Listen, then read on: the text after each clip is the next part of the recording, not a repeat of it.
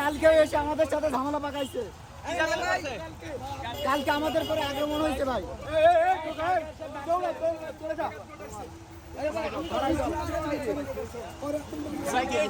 নানা থানায়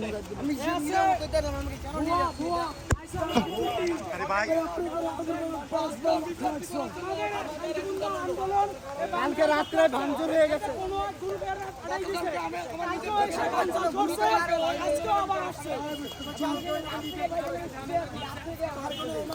তার কোনো গ্যাজেট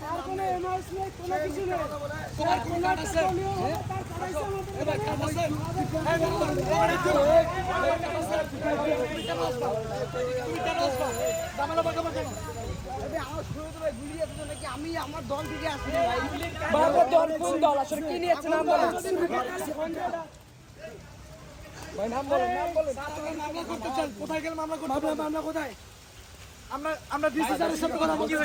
মামলা কোথায় করতে পারবো?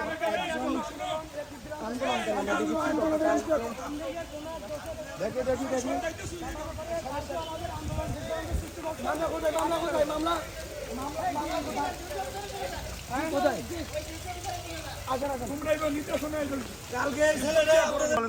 কালকে আন্দোলনে এই ছেলেটা পুলিশকে উত্তেজিত করার কারণে পুলিশকে ইটা মারা আমাদের দিক দিয়ে খেপা দেওয়ার উদ্দেশ্যে ইটা মারছে পুলিশকে এই ছেলেটাই। আমরা ধরার চেষ্টা করছি কালকে, মারধর করেছি। হ্যাঁ, আমরা ধরতে পারি। আপন ভাই তার খুব মারধর করা হয়েছে কালকে রাত্রে। এই চক্রটা পুলিশকে উস্কানোর জন্য পুলিশকে ঢেল মারছে। আমরা অনেক ধরার চেষ্টা করছি কালকে।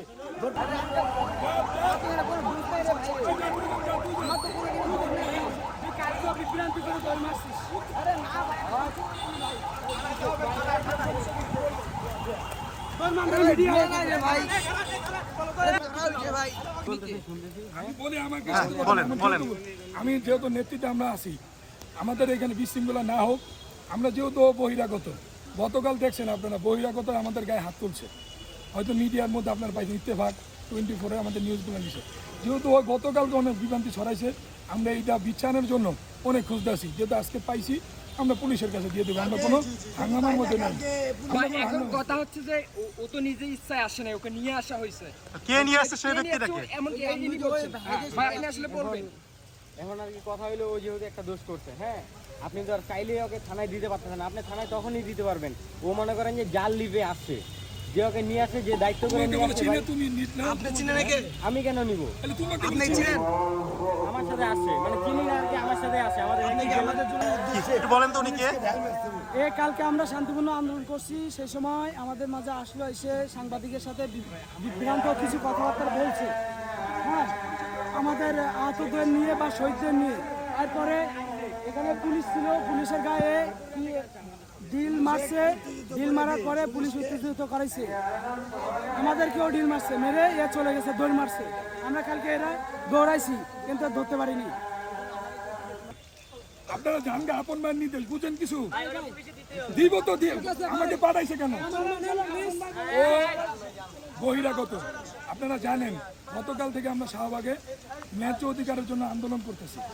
এখন ওকে ও আসছে, কে আনছে বা কারা আনছে আমরা বলতে না। ওর এমআইসও নাই, ওর কি স্বাস্থ্য কার্ডও নাই, জুলাই যোদ্ধাও না। আমরা জুলাই যোদ্ধা ব্যতীত কাউকে দাওয়াত দিইনি, কারণ আমরা যদি দাওয়াত দিতাম শাহবাগ চত্বর কি লাখ লাখ মানুষে জড়ো হয়ে যেত। আমরা ভোগান্তি না করার কারণে আমরা ও বিভ্রান্তি ছড়াচ্ছে মিডিয়ার সামনে। আমাকে ভাড়া করে আনছে, আমাকে যেহেতু এমএস নাই। আপনারা তো এক সেকেন্ড, উনি ওনাকে চিনে ভাই, আপনি একটু আসেন সামনে। এমএস তো নাই, তোমার এমএস হয় না। আমার তো হয়নি তো ওইটা। এমএস হয় না হলে আমরা কেমন বুঝবো?